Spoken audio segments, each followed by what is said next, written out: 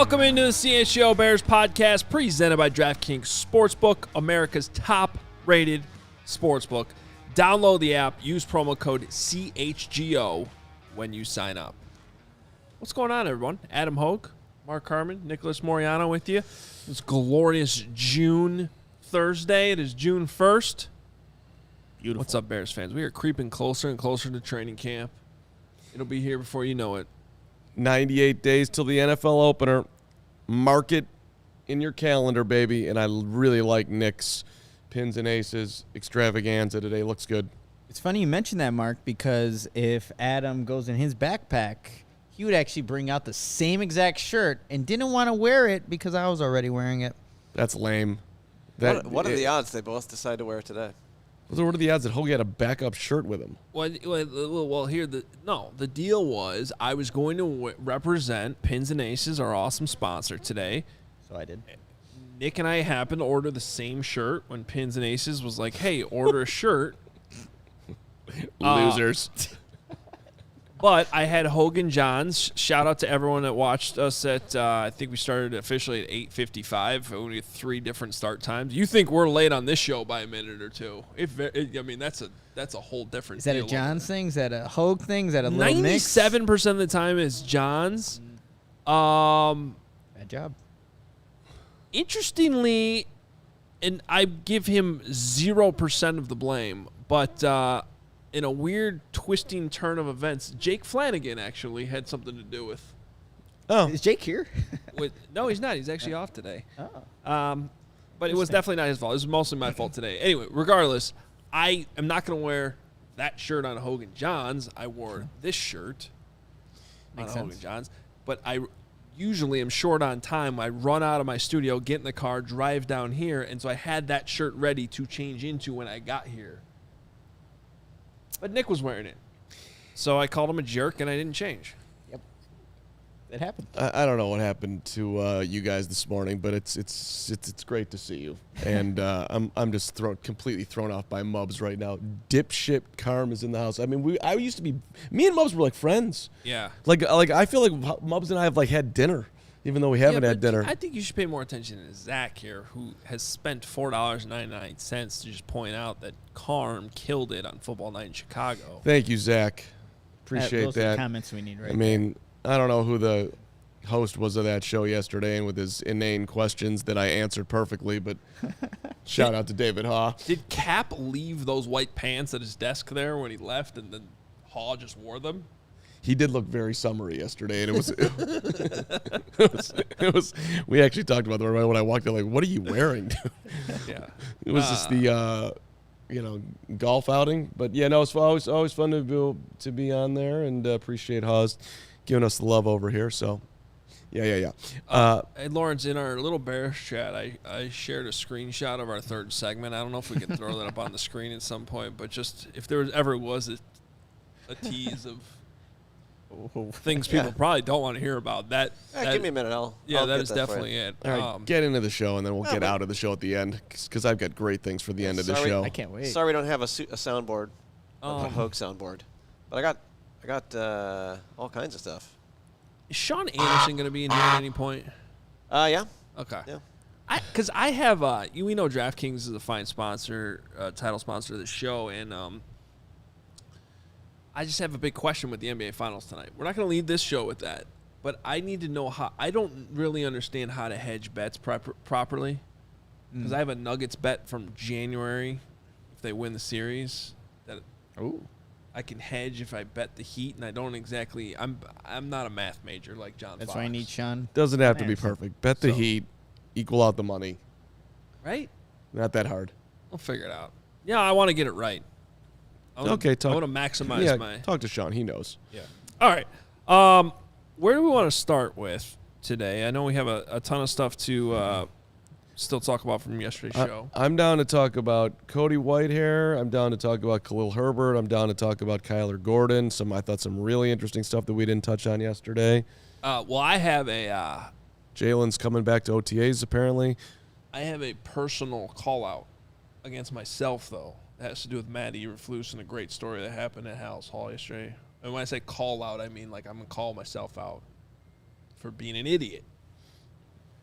You had a weird end of one of the press conferences demanding to get a question in Hoge moment yesterday. Who was that? Why was that weird? That's called being a reporter. We're done. Good? No. No, we're not. No, we're not. I have another question. I loved it. I absolutely loved it. Hoge was not going to let it end. Most guys let it end. Not Hoge. I'm getting my question in. My question was a little rambly after that, though. So that might have been why it was weird. What I wanted to say, though, was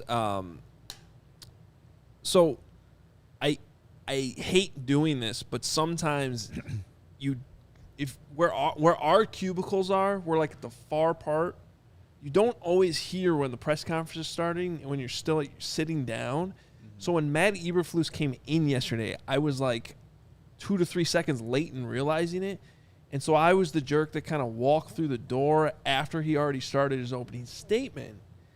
And, of course, at that point, I had no idea what he was talking about because I wasn't in the room. And then I don't know what was going on at Hallis Hall yesterday on a random May. Why were there 7,000 people in there? Every seat was taken. Bears. Yeah, but even like...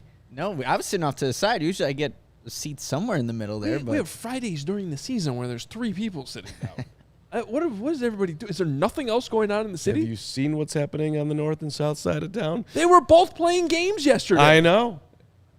It's just immediate. They don't go there anymore? Not believe television. It. So anyway, I kind of had this flustering, like, walk in and realize there's nowhere to sit. Like, there's literally not one seat. And now I'm kind of in the way. And, oh, by the way, the head coach is already talking. And I came in, I guess, late enough that I didn't even really hear what he had been talking about. It turns out I ruined this amazing moment of the head coach talking about the best thing that the Bears did yesterday. Oh, that was awesome. Which was they had Cooper Roberts, an 8-year-old young boy who was shot in the back during the Highland Park shooting on the 4th of July last year. They had him and his family at practice yesterday. And not only did he get this awesome opportunity to meet Justin Fields, hang out with Ryan Poles and Matt Eberflus, but they gave him this amazing gift because he loves the beach. And for anybody, I mean, this boy is paralyzed from the waist down, which is horrible. Can't imagine an 8-year-old being paralyzed from the waist down. And if you love the beach, well, wheelchairs don't exactly work in sand. So the Bears got him a beach buggy to get around with. And the Bears actually have the sand pit built into their like auxiliary facilities over there by practice fields 3 and 4 that they use for training. And so he was able to actually like test it out in the sand pit there. What an amazing W for the Bears, and great gesture that they Cooper Roberts, did yesterday. young man that was injured in the Highland Park shooting. Okay. It's okay, Flus. We got you. The Flusser talking about it. Anyway, so somewhere in Matt Eberflus talking there, Adam Hoge just barges into the media room and ruins the moment. I wasn't there. Did he actually ruin the moment? No, I don't. Somebody I don't think laughed. It was, I heard it, and I had no context of what was happening, obviously. It was quick, but, I wanted to start off my takeaways article that I wrote yesterday with this, because sometimes we overlook those things, and, it's all football, but, no, this is an awesome gesture by the Bears. Like you said, Adam, a huge W for that organization to, make Cooper's day a little bit better. And, in that video, Justin Fields is pushing him around in that beach buggy that they gave him, so it was a really cool moment. Yeah, kudos to the Bears. That's a great give back, and getting to meet the players and all that, and it's super touching. And just be honest, it's just when you see we hear about the shootings and whatnot, but then when you see the actual impact a year later, it's just so unbelievably painful. 8-year-old kid. Sorry, dude. We failed you. We're going to do the best we can to make it up, and the Bears are doing a really cool thing, but it's just brutal. I mean, for the family, and it's most specifically for Cooper, but power to you, my brother. Keep going, and beach time just got better. Yeah, But- and also, I mean, I can't imagine, parents and the family members too, and just hearing, you can hear if you watch the video, like his mom gets so excited when she sees the gift, because it's like, I mean, that thing probably cost $40,000, $50,000. I have no idea. well, that's the thing. It's and beyond like just like a gesture. It's like a really thoughtful gift, Yep. right? Like it's something that's like very thoughtful and useful. And by the way, shout out to Cooper's mother as well, because I believe she's a superintendent in an elementary school district up there as well. So our teachers don't get paid enough. That's for sure. And so anybody involved with education, and I can't imagine what they've been going through for the last year. So anyway, definitely wanted to lead our Bears coverage today with that story. And we have some things left over from yesterday's show to get to. I know that, like, Carm wants to have a Cody Whitehair Appreciation Day. I do. You want to start with that?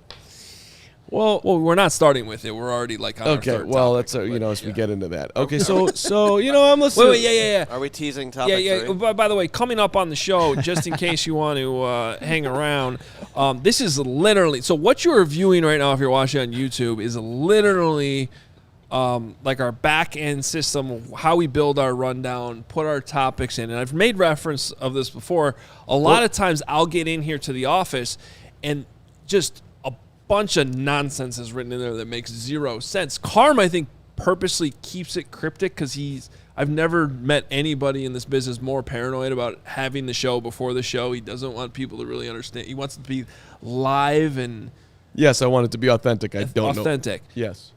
So sometimes we see things like this, and if you're listening to the podcast, coming up in topic 3, whatever that is, we have a Vlad Agopolov update. Yep, we do. Good one. Which I'm frightened by.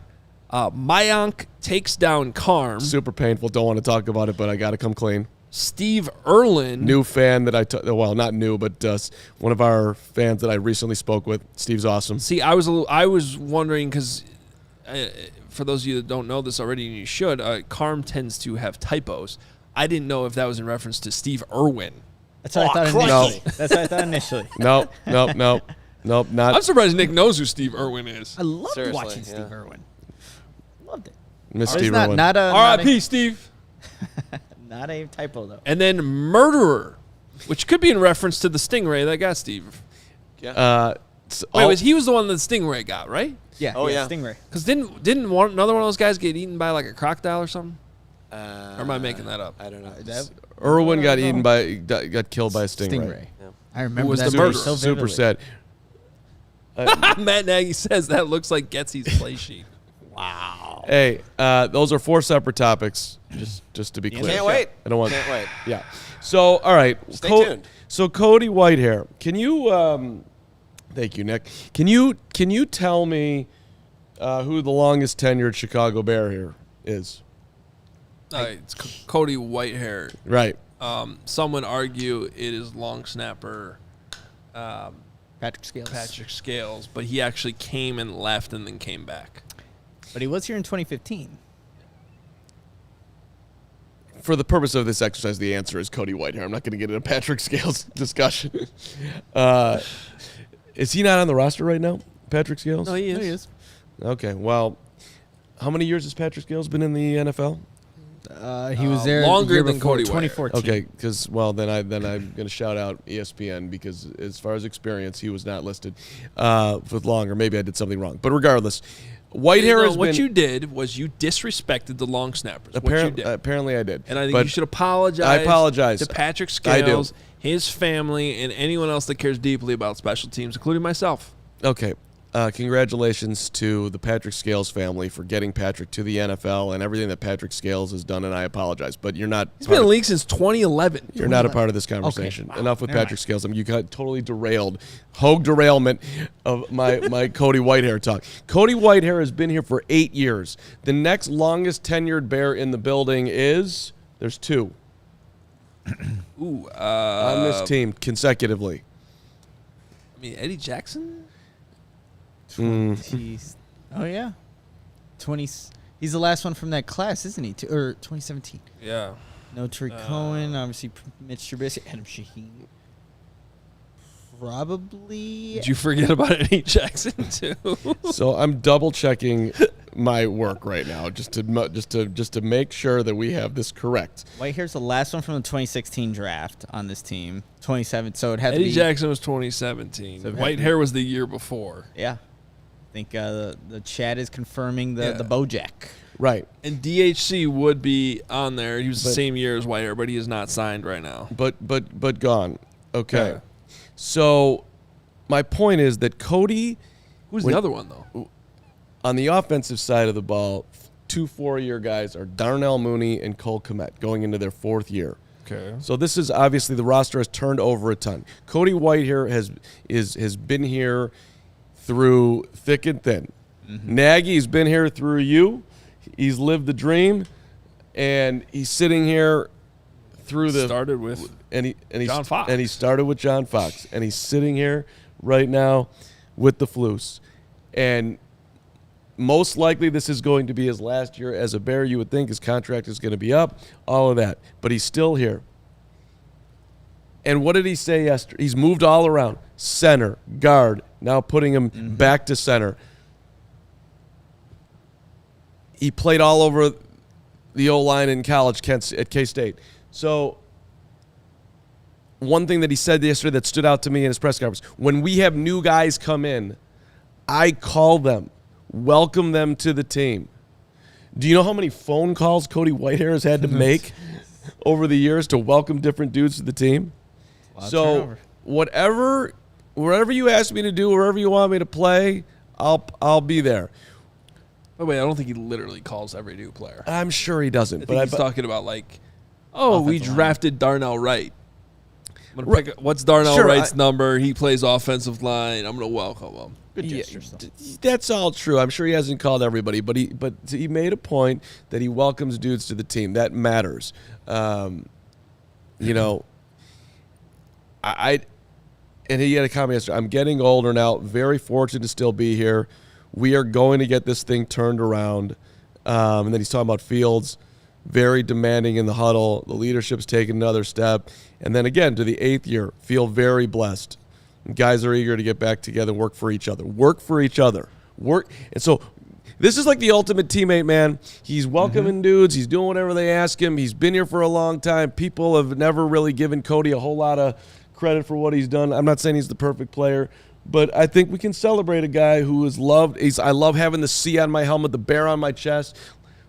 Dude's a Bear, man. He's a straight Bear. Bear for life. Bear for life.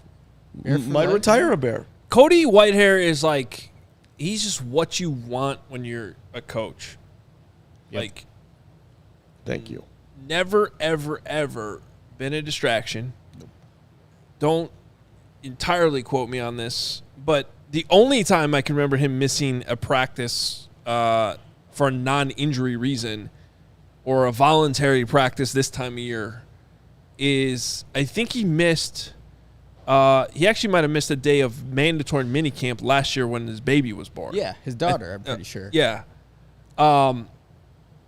Otherwise, he's always there. He's invested in the area. He lives here full time. Yep. You know, some of these guys live elsewhere. Some live here. He is one of the guys that said, I'm going to move here and raise my family here. And could be one of those guys that I don't know what his plans are. I've never talked to him post playing it, but he might stay here forever, like a lot of guys in the past have. They just make Chicago their home. But again, never been a distraction. Always there. They want him to move the guard. Okay. They want him to move center. Okay. They want to move back to guard. Okay. They want to go back to center. Okay. Team first guy. You want guy. I'm not trying to overstate the Cody Whitehair, but the dude gets very little love from Bear fandom. Very little. And it's like, okay, not the greatest offensive lineman ever play the game. But he's been pretty damn solid. I think you should buy a 65 jersey. What's that? You should buy a 65 jersey. I might have to go 65. Is that too much, Cody? Oh. It's his last year and might not be the best investment, but it's a good, good. Excellent point, Nick. You don't know if it's his last year. We don't know, but if he plays at a high level, back to center, maybe it all clicks. That'll be good. We see teams like the Eagles. 1 year deal. They're veteran. Granted, we're talking like all pro players, but he's still only 30. Yeah, no, there's probably a couple more. Got some juice left in the tank there. And by the way, like I just saw in the comments, Whitehair gets hurt every year. Well, let's go through the math on that. His rookie year, he played all 16 games, started all 16 of them. Did the same thing his second year, his third year, his fourth year. Okay. Hurt all the time. Hurt all the time. Played every game his first 4 years. His fifth year, 14 out of he played 14 out of 16, started all of them. His next year, last 2 years ago, 17 out of 17. He missed 5 games last year. So let's just do that again. So he's missed 7 games in 8 years. He's missed 2 plus 5 is 7 games in 1, 2, 3, 4, 5, 6, 7 seasons. Yeah, one game a season. A game a season. He sucks. Not durable. Come on, man. More Bears players need to be like that. Be on the field for a majority of their tenure here in Chicago. That's impressive. So I like Cody Whitehair a lot. I mean, I don't know how you can. He just which by the way, here's why this is 1,000% relevant. They easily could have said goodbye to Cody Whitehair this year. save money, yeah. And for all the reasons that you're talking about, Carm, Ryan Poles looked at that and said, it's not like we're up against the cap. Mm-hmm. True. Well, why would we get rid of this guy? He still has value to our team. There's no point in – on a lot of other teams, you would have been either a cap casualty or a player that team – a lot of teams, and I think it's usually a smart way to approach it, is they'd rather get rid of a guy a year too early than a year too late. But he's here, and he should be, because why not?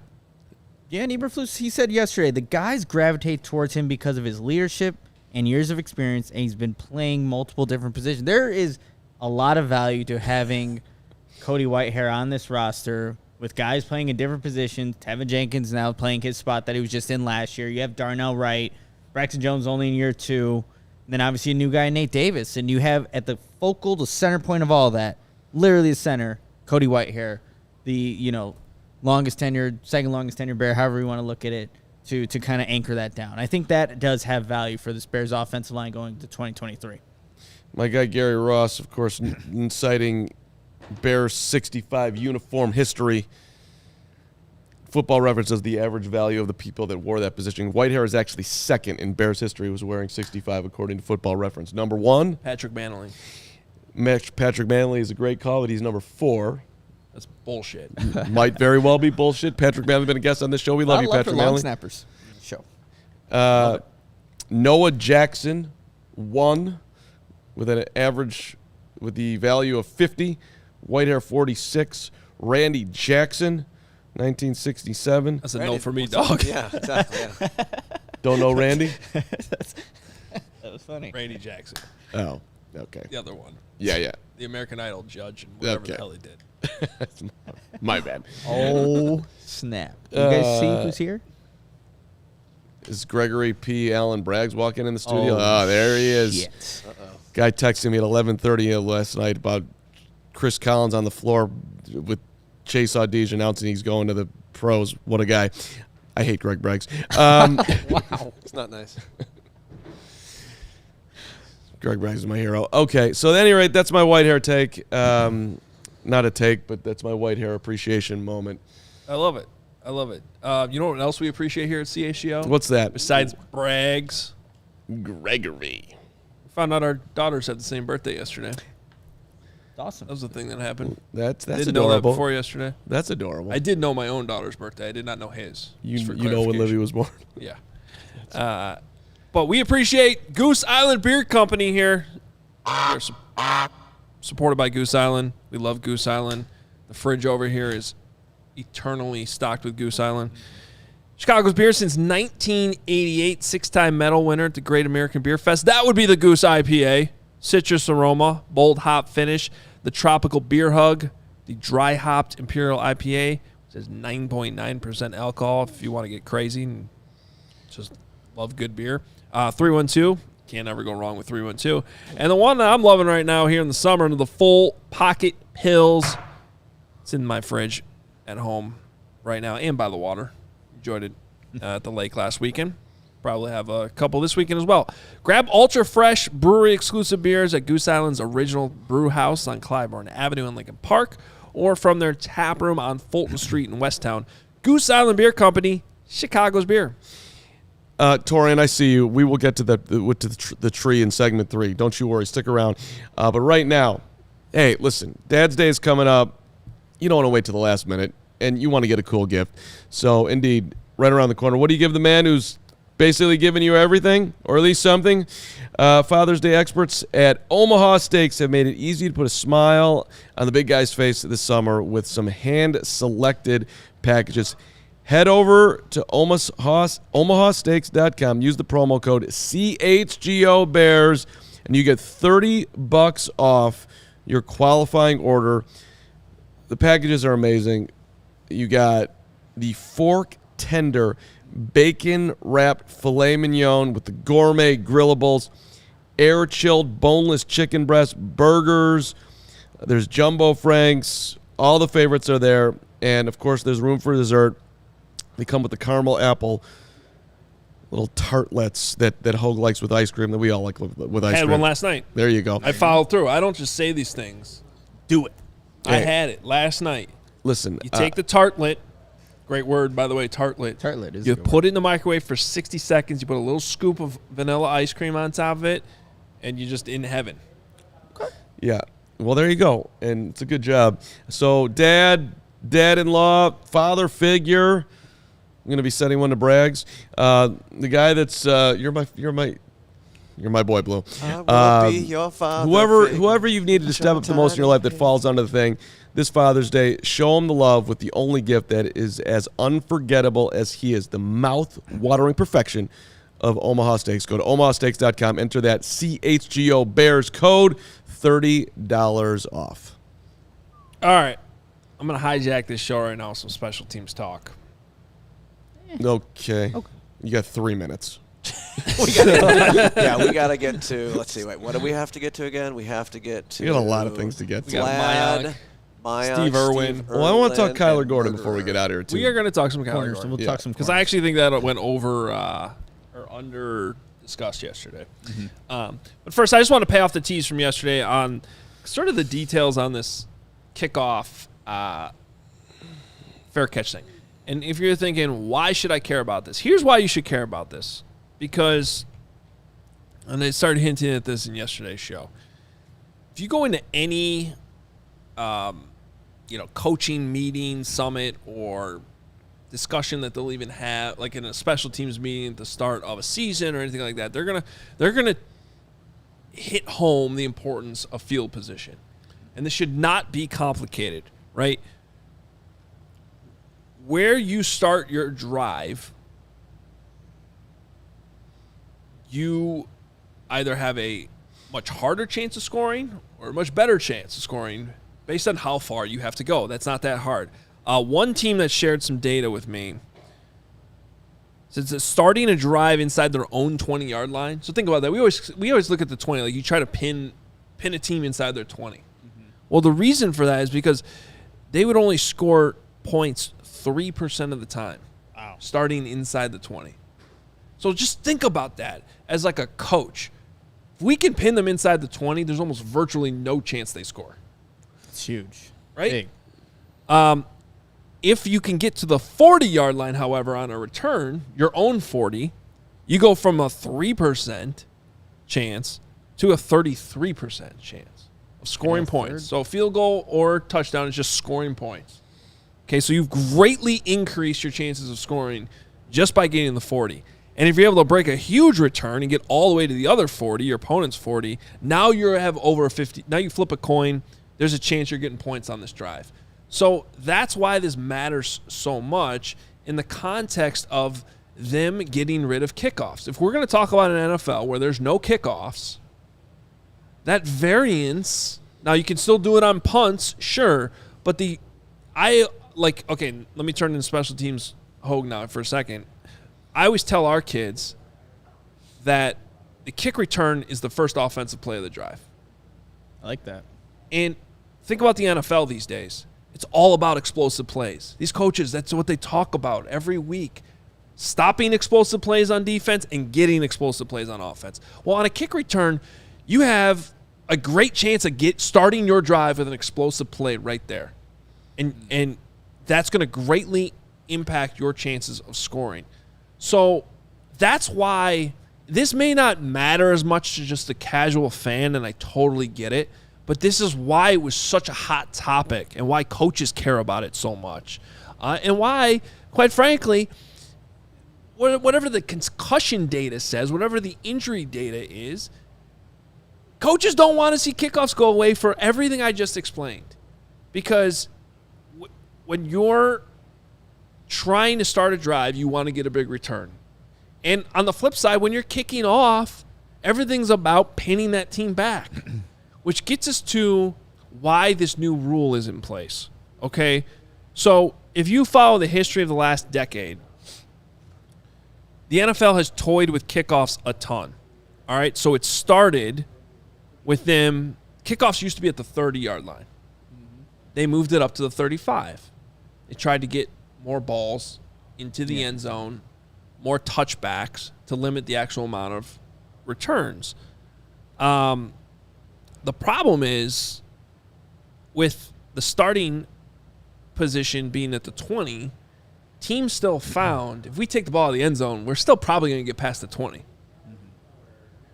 So there wasn't still a lot of incentive for them not to take it out. Yes, you might have seen more balls go through the back of the end zone, but when they were short, teams were still taken out. So then they moved touchbacks to the 25 and said, oh, well, now you get an extra 5 yards if you just kneel down.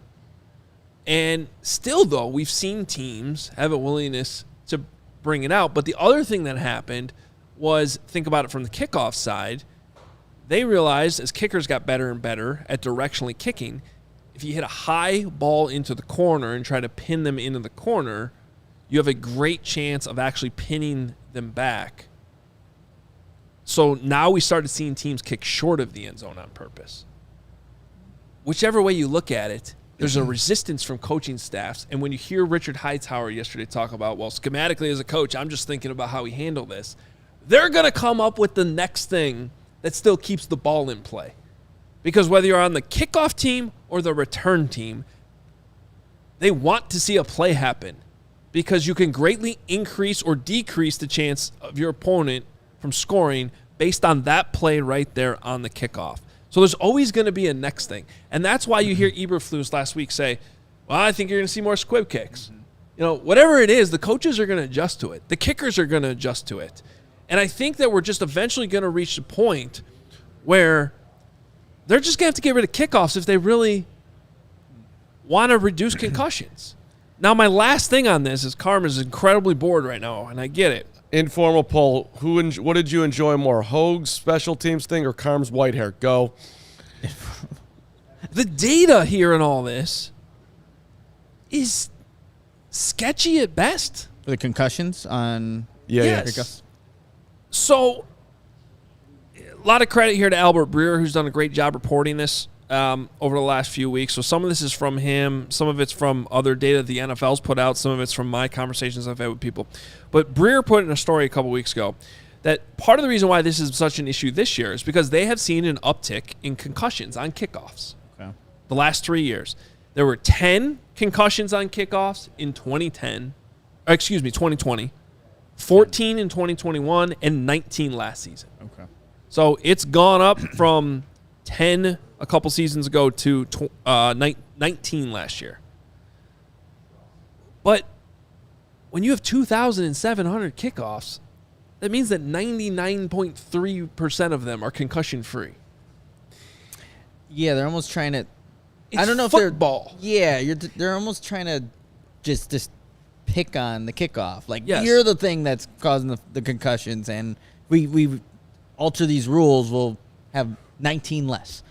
On top of it, 11 of the 19 concussions last year happened when a returner took the ball out of the end zone anyway. So maybe So it wouldn't have stopped 11 of the 19 concussions, this new rule. Based on the NFL data that they've put out there, They believe this new rule is going to reduce concussions by 15%. I don't know how you prove that, but that's the number they put out there. What is 15% of 19? 2.85.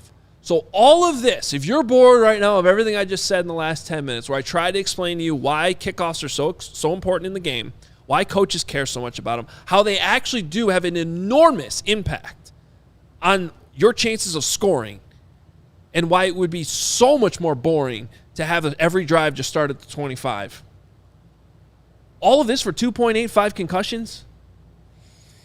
This was political. It was Roger Goodell. He magically turned the votes in like 12 hours overnight when half the league was against this. And shout out to you, George McCaskey, and the Chicago Bears, because they were one of 6 teams that still had the balls to vote against this.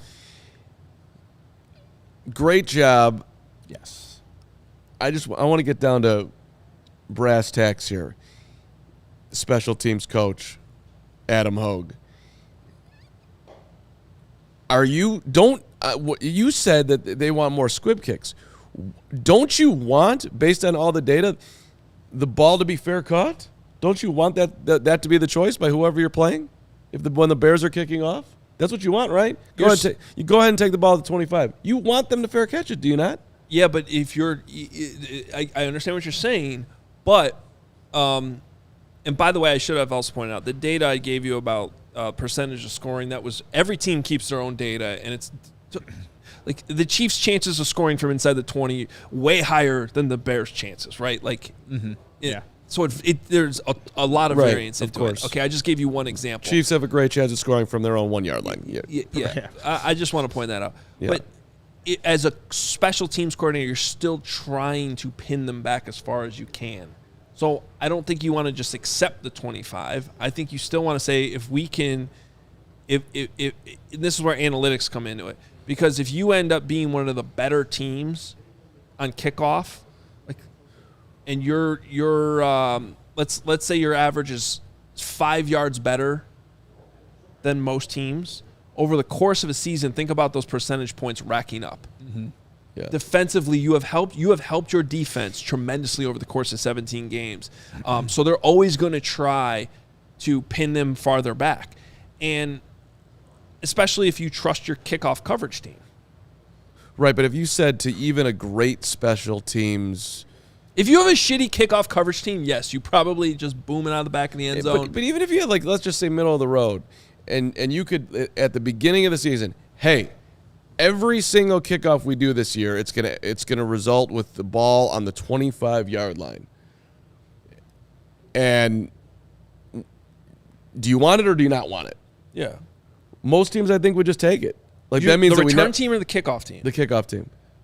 See, I disagree. I think most coaches would trust their team to, over the course of the season, pin their opponents back to, even if it's an average of the 21-yard line instead of the 25, and those 4 yards over the course of an entire season and all those kickoffs is going to have an impact on your defense and how many points you actually allow. It's going to help you win more football games. And I think it also depends on the defense you have too. Like, if you're pinning them back further and you have a shitty defense, you want them to do that, right? Yeah. So because obviously you don't have the unit that's going to protect your points when you're obviously trying to do that in defense. So I think it varies from team to team. But if you're a team that has a top defense and you kick it off or whatever, you have more leeway with your defense to get off the field than if you have one of the worst units in the league. I literally might ask Richard Hightower that question the next time we talk to him. Because I'm telling you right now, you did not give up a touchdown all season long. You did not allow even a kickoff across the 50. Like you just took out, like, you never had a disaster. Yeah, but it depends on who you're playing. I mean, that option is not out there. But trust me, we play teams in high school. They have an insane kick returner. Shout out to Alan Williams' son. He's one of them. And if I have a kicker who can kick the ball in the end zone, we're just gonna do that the whole game. Yes, I don't want to give up. I do not want to get. And also in high school, you get the ball at the 20, so it's a completely different thing. If you can get the ball in the end zone, to your point, 20-yard line every time, yes. Yeah. It's just a different game. But at the NFL level, this is why it's sort of a different conversation. So anyway, quick shout out to one of our chatters, my guy Simon. Informal poll, best part of the show so far. The Noah Jackson number 65 reference, one of Walter's main blockers for years, and a great man. Emphasis on great. Humble, brag, boast, whatever you call it. One of Dan Hampton's Christmas parties that I used to get invited to. Noah Jackson in the house. really, Noah was hanging out. Great dude. Wow. Big fan. and just to be clear, that was a humble brag, not humble brags. Correct. Oh, yeah. Still scares me every time it happens, even when I know it's This guy whose child just had a birthday, and I saw pictures of this gigantic, beautiful number 5 cake, and he's like, I'm not eating cake. I'm on a diet. So, like, I thought, oh, you're going to bring me cake. And then we find out he's coming today. Did he bring me any fucking cake? No cake. Rise and shine. Not eating cake. I'm going to put my head down and No I'm going to cake give for you a you, 28-minute soliloquy about Jaylon Johnson and why this doesn't matter. Hey, speaking of Jalen Johnson, I believe he was the topic of this thumbnail I made, and we have not even talked about him at all. Before we get into our cornerback discussion, you guys, we just have to tell everybody about Shady Rays. Take on the sun with gear built to last. Our friends at Shady Rays have you covered for the warm weather ahead with premium polarized shades at an affordable price. Shady Rays is an independent sunglasses company that offers a world-class product that's just as good as any expensive pair we've worn here at CHGO. Durable frames and extremely clear optics for outdoor adventures. I have my Shady Rays in my car. Convenient, know I'm going to look good and have my eyes protected with my Shady Rays. And what's awesome is if you lose or break your pair, even on day one, they told us they'll send you a brand new pair, no questions asked. Wear your Shady Rays with confidence because they have your back long after your purchase. And exclusively for our listeners, Shady Rays is going to give you the best deal of the season. Go to shadyrays.com and use the code CHGO for 50% off 2 or more polarized sunglasses. Try for yourself. The shades are rated 5 stars by over 250,000 people. So many people buying the Shady Rays and so many happy customers. Get on in there. And also, let's get it going with the energy. Let's get it going with the efficiency. That's right, Nick. The ComEd Energy Efficiency Program is committed to helping families and businesses in the communities they serve, helping manage energy usage and lower energy bills now and into the future. That's right, Carmen. ComEd offers a wide variety of incentives on lighting and other efficiency upgrades to commercial, industrial, and public sector customers of all sizes across the territory. ComEd also offers free facility assessments that can help find energy-saving opportunities like for HVAC systems, commercial kitchen equipment, or industrial processes there, Mark. Nick, you're going to have to tell me how all that works, buddy. Oh, I got you. An authorized engineer will work with you to develop a detailed assessment plan specific to your goals and needs. This can be done in person or virtually and lasts approximately 2 hours. Within 3 to 4 weeks, customers will receive a report detailing energy efficiency products so that they can work on immediately. Each recommendation will include estimated energy saving, cost savings, project costs, potential incentives, and simple payback. And if you own a business, don't wait. Get started saving money and energy today. For energy-saving tips, lighting incentives, or to schedule your free facility assessment, go to ComEd.com/poweringbiz. That's a lot of value right there. Did you say ComEd.com/poweringbiz? That's exactly what I said, so go schedule it today. Damn right you did. All right. What up, ComEd? Yes. The Adam. news this morning.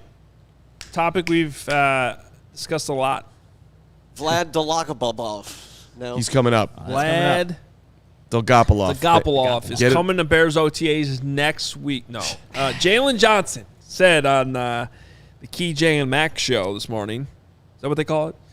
KJ and Max? Yes, that's probably correct. TJ Maxx? TJ Maxx. J. Willen. KJ Maxx. No, on ESPN Radio this morning, their national morning show, Jaylon Johnson was on that show and said, I will be at OTAs next week. He said he's been in California right now, spending time with his daughter, which I referenced on yesterday's show. Doesn't get to see her a lot during the season, which goes back to the discussion we had about other, in this, I'm not judging anybody. I'm just saying some teams or some players keep their families elsewhere and some live here. Robbie Gould raised his family here, and then when he ended up on a different team, he did the opposite and was basically living in San Francisco with his team, or not San Francisco because that stadium's actually closer to San Jose, but and his family stayed back here. So everyone does it a little bit different. That's certainly part of the conversation here, but Jaylon Johnson did say, and this was all courtesy of Courtney Cronin, who wrote this up, that he's spending time with his daughter back in Fresno, California, and he's also been working on a bunch of business projects, fundraisers for his nonprofit, which help honor his friend who was killed by gun violence back in 2021, very sadly. And it's relevant, as Courtney points out, that Jaylon Johnson was the Bears nominee for the Walter Payton Man of the Year award. Yeah, and I want Jaylon Johnson to stay a Bear. I think the Bears need a number one cornerback. I don't anticipate Kyler Gordon being quite ready to do that in the next couple of years. I anticipate the Bears trying to win a lot of football games in the next couple of years. Jaylon Johnson's been very good on the field and stand out off the field. He's accountable. He's available. I'm a Jalen fan. I understand that he's not Johnny Turnover, and I'm not calling him the best cornerback in football, but he's a dude that I would like to see around here. And it's good, so good. He's coming back to OTAs. I think that's a good move by Jalen. Yeah, and I think too, like, to maybe clear up, like, I don't think anyone here has like ever questioned Jalen's dedication, because when I think about Jaylon Johnson too, you guys, like, let's go last year. Bears won 3 freaking football games. He's out there playing injured. Rib injury. He wanted to go play in the Buffalo Bills game, which was negative whatever degrees it was. He had the broken ring finger, and he wanted to play. Eberflus wanted him to play. They had to shut him down, though, to prevent him from doing any more damage to himself. So, he was the Walter Payton Man of the Year award winner. He's a guy that's a vocal leader on this team. I think, when you factor in his family and everything, it's voluntary workouts, and it looks like next week he'll be there. We'll see on Tuesday. We'll be there covering the practice. But Jaylon Johnson's a big part of what I think the Bears want to do defensively. He makes that defense better. Like Mark said, you would love to see the turnovers. And again, that will just solidify, how good of a player he is. But yeah, Jaylon Johnson is a big part of this defense. Do you want to push back on that at all, that the Bears see Johnson as part of their long-term? I don't know that we know that. Yeah, I don't know that we know that. Yeah. I don't know that. I think he's got to improve his ball production. And I keep saying there's so many different layers to this discussion, because everything Jaylon Johnson is doing and saying is fair. You want to spend time with your family. Like, nobody ever is judging that. But at the same time, like, coaches in front offices, they look at this like, well, we only have so many days in the offseason to get together and get ready for the season.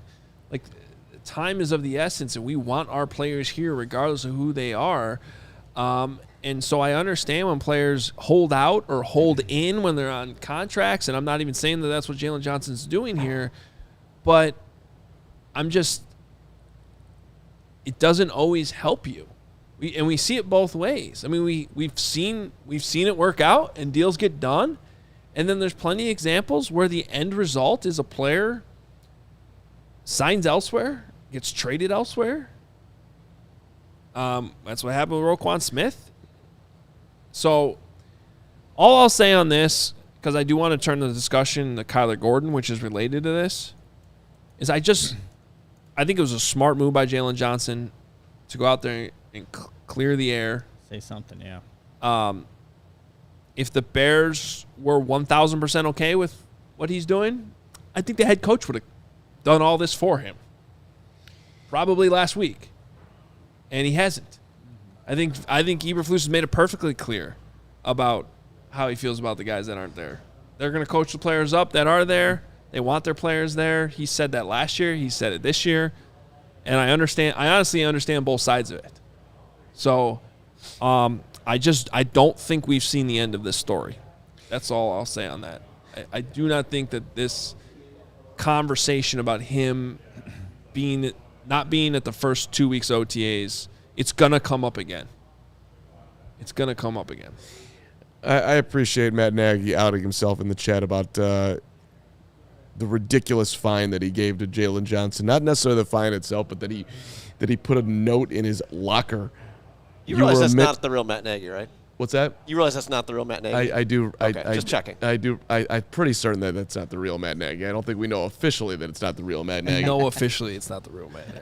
Well, whoever that dude is, I appreciate you calling out the real Matt Nagy for that stupid-ass letter that he put in Jalen Johnson's thing saying, we're fining you $2,745 for being a minute late, rather than being a man and calling him into his office and telling him that you're getting fined for that and don't be late again. And I look at you as a leader on this team and we need you and all that. That was a moment in Jalen Johnson's history where the Bears did not look the other way. And we got to be off by one today. Yeah, we got to leave. Show. So if you want to get to your Dagopolov nonsense, you better tell your Kyler Gordon. Okay, Dagopolov might get pushed. But so listening to Kyler Gordon yesterday, and we didn't talk about this, I just think it's very clear. He says, they asked him about nickel.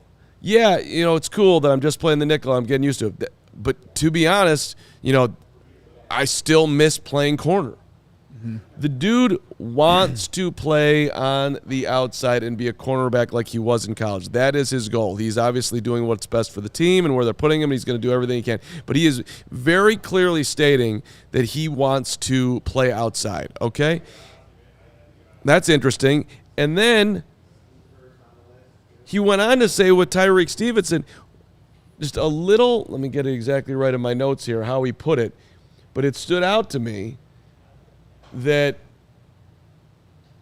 hold on, I want to read it right.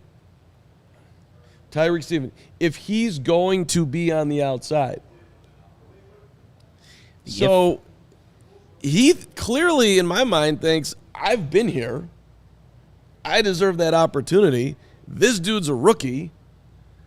You drafted me as I wasn't a first-round pick, but I was your first pick last year.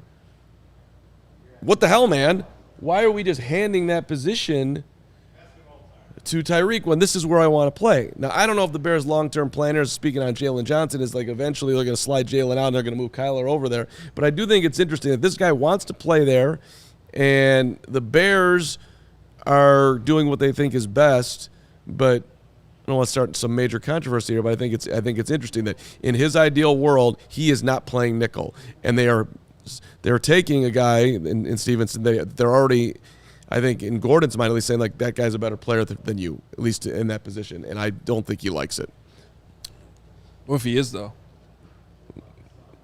Well, then I don't think Tyreek Stevenson's a slot corner.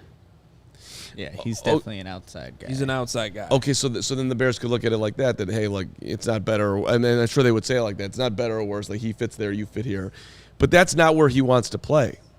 He did also say what the benefits of being a nickel are, being able to be more in the run game. He said he loved blitzing, though.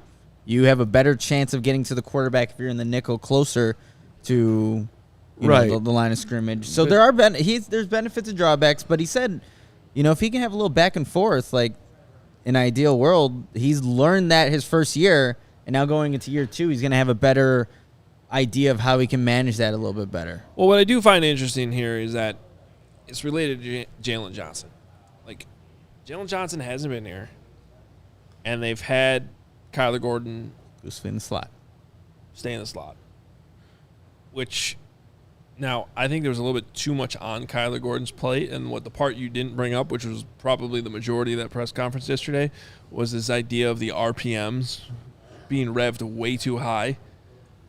Which Alan Williams brought up, and Kyler Gordon brought it up. He's like, yeah, he was running around like with the chicken with his head cut off. I'm playing outside, I'm playing inside, I'm on the first team, I'm on the second team, I'm on the third. Now, that happens to everyone, but I didn't like it at the time. I thought they were asking him. I was encouraged that they would ask a young player like that to do that much. It means he can handle it. But I think we saw in the season that it was a little bit too much. So I think they're trying to scale back. I think they're trying to you look at the skill sets of the players that they have right now. I think Kyler Gordon is by far their best option to play a very important position in this defense, which is that nickel spot. And I do think that long term and even short term, like the faster Tyreek Stevenson gets up to speed, if that's your if those are your three corners, with Stevenson and Johnson outside and Kyler Gordon inside, I think that's their best combination, which is what the Bears are shooting for now. Sorry, man. Like, I'm not pushing back on any of that. I'm just saying that it's clear that this dude wants to play outside. Right, which is why I do think it's a little interesting that with Johnson not here, that they're not giving him that opportunity right now. But then again, for all we know, Jaylon Johnson may have told him months ago, hey, I'm not going to be the first 2 weeks of practice, but you got me right after that. In which case, they're not going to. I don't think that happened. Just the way Flus has handled it. Yeah, I don't know. We'll just never know. All right, let's get through some super chats. This leads right into it, I believe, sort of what you're talking about. So. Steven here, $4.99. Fields improvement is great to hear. The more connection is wonderful, but does it worry you about the skill set of DBs with the separation Moore got from Gordon?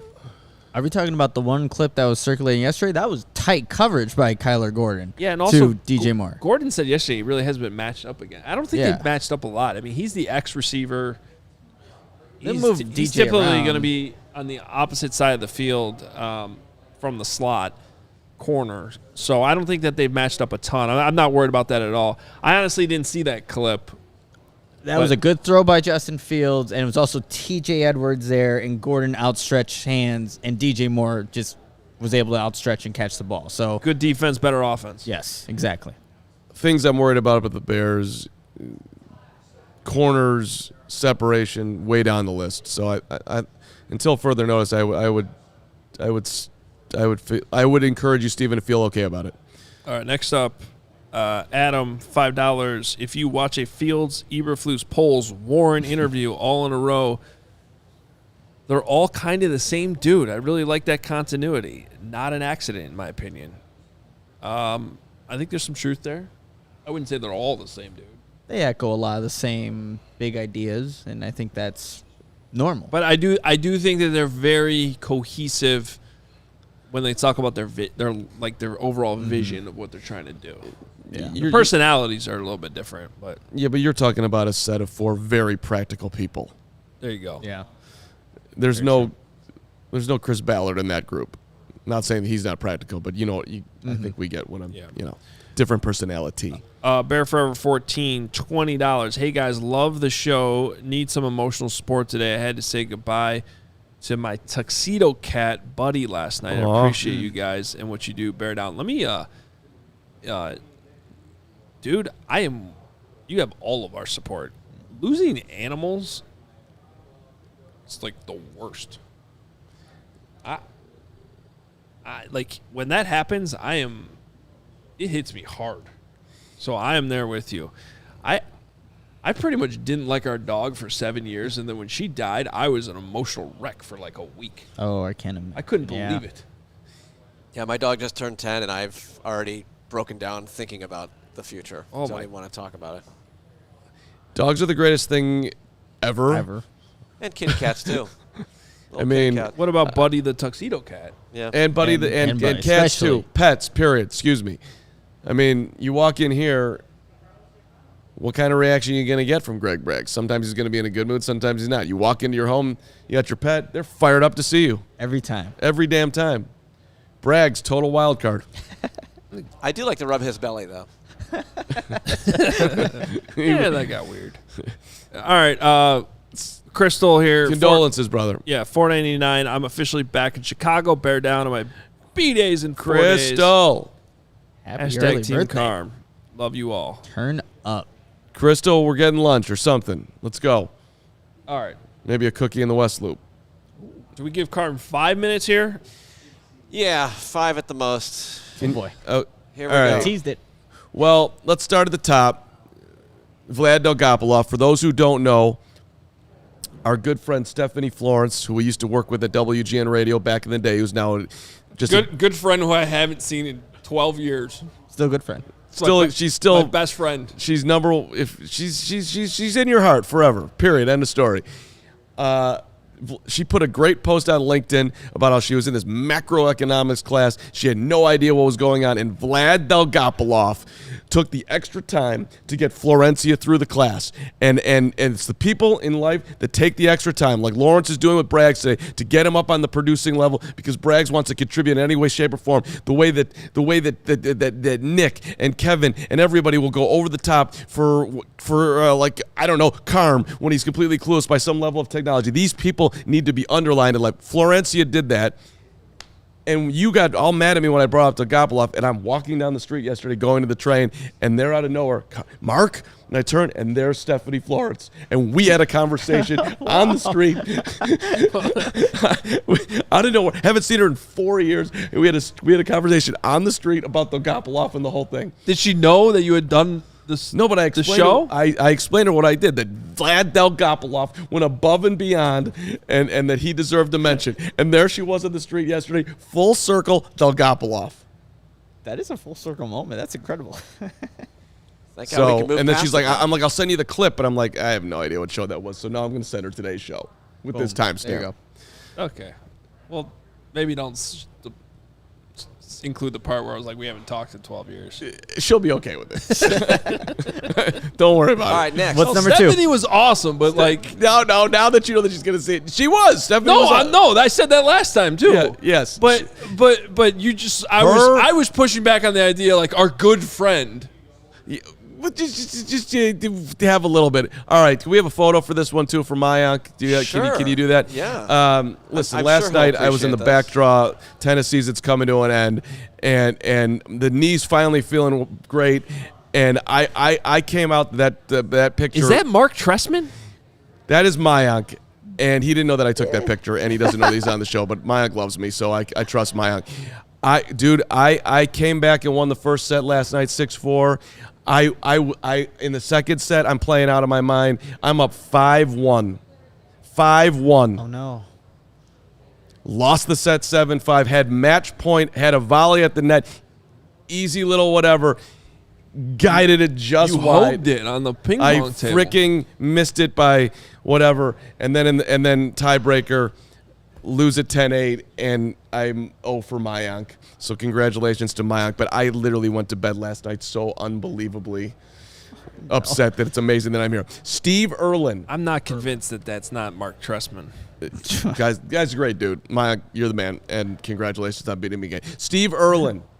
Shout out to Steve Erlin. Dude finds my number. Never met the guy. Lives in New York. Was this the guy you said called you last week? Rando call. I answer, hello, because I'm by myself and I'll answer anything. And I ended up having a 20-minute conversation with Erlin, who loves the show, and he's like, I can't believe you just answered your phone. And I thought that I was talking to some like guy from high school I haven't talked to. And I'm like, you're gonna have to tell me who this is because I don't have it yet. Dude, you've never met me. So just like apparently my number is available out there, and Investigative reporter there. And so we're gonna meet up at the U.S. Open. That's the plan. Oh, that's very nice. Wow. Unlike Nick with Bears on Kauai, I am finding Erlin. When I got it. You know that now everyone's gonna try to find your number. No, you think he cares? He just said he's I only want got calls. it. I'm here. If you're a CHGO Bears fan, you want to call me? Go ahead. I'm here. Now and then lastly, the murderer. Do you know this one? No, I have no idea. Hoge knows this story. So I got this weird dude that lives on my floor in the high rise, right? I mean, he is a weird cat. And so I opened the door the other day, and he's standing. I think it's this guy. He's standing at the elevator, and now it's like, my door is 10 doors down. It's like, do I go? Are we gonna ride on the same elevator? The whole thing. So, but I'm not gonna stop. So I walk up. We get on the elevator. Not a word between us. He's getting off to go in the parking garage to get his car. I'm going to the ground floor. He gets off the car. And I'm just kind of in my own head. You might have seen this play out on the show at different points. He's walking out, and I just mumbled to myself with him being gone. I was just like, murderer. And he had the door hadn't closed, and he hadn't gone all the way through. So I'm like, and now I'm horrified because I think the dude might have heard me call him a murderer. Percentage chance he heard you. 17. Okay, so it's Murderer. That's hilarious. And I'm like, oh God, do I have to move now? Like, if this guy, do I have to move? murderer. Man. Hope So everything that's my turns out murderer okay. story. I called my neighbor a murderer, and he might have heard me. Not He great. might not have. Not great. No, not So great. I don't know what if there's a solution to this, but Google user says, "Why would you mumble that? You because just don't know Carm. because I was, That's just something he would just randomly say. because he is or could be Because- Maybe after that incident, he will. murderer. Oh my god. Okay, then those were the notes for today's back end of the show.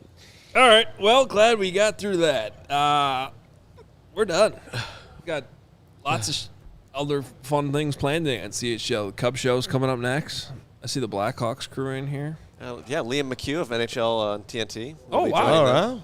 With the Stanley Cup final starts tomorrow. I assume it didn't start the same day as the NBA finals. Sure. Saturday night, baby. Who's winning the finals? The NBA finals? Yeah. Denver. I got Denver in 5. Jimmy G buckets. Let's go Heat. Let's go. I hope you're right. I'm scared go to death Jimmy. of. No, I hope you're right. It would be way better for all city if the It Denver would, no. Nuggets win. Yeah, definitely. But I do love Jimmy Butler. All right, we're out of here. These two guys, Cram and Nick, Is Braggs going to be joining us tomorrow? will have the show tomorrow. Will is We off, don't so it's need going to him. be Carm and Nick. Let's go. It's going to be a great Friday. And they'll be here for you to take you into the weekend. For everyone else, I'll see you guys on Monday. Got one more OTA next week. Oh, we forgot about the tree. Real fast, the tree. Put that tree up. Can we get the tree up there? I'm so really sorry. You got to get the tree up there. Do you know where that tree's from? The woods. That tree is from Hallis Hall. Okay. Oh. Do you see the nose? Look at the nose. Where? No. So we're looking in the middle of the Yes. tree? Or, okay. Yes, the nose Okay, in the yeah, middle yeah. with the snout. Trees don't have noses. That's a nose. Wait. Down here? Yep. Yes. That's Yeah. there. You Reindeer? can't see that you're pointing So at. But Lawrence is putting his Well, yeah, but the they can't nose see in that. the middle. There's The only one thing that bottom, can put. the bottom. Yes. Okay. Yeah, and then the eye. Looks like a deer, yeah. It looks Cool. kind of like a deer, but it does. It looks deer-like, but I see a Okay. bear. That is a bear tree that is grown at Hallis Hall. That is a Chicago bear tree. I don't know if they did it on purpose or whatnot. Bear tree. Bear tree. That is a bear tree.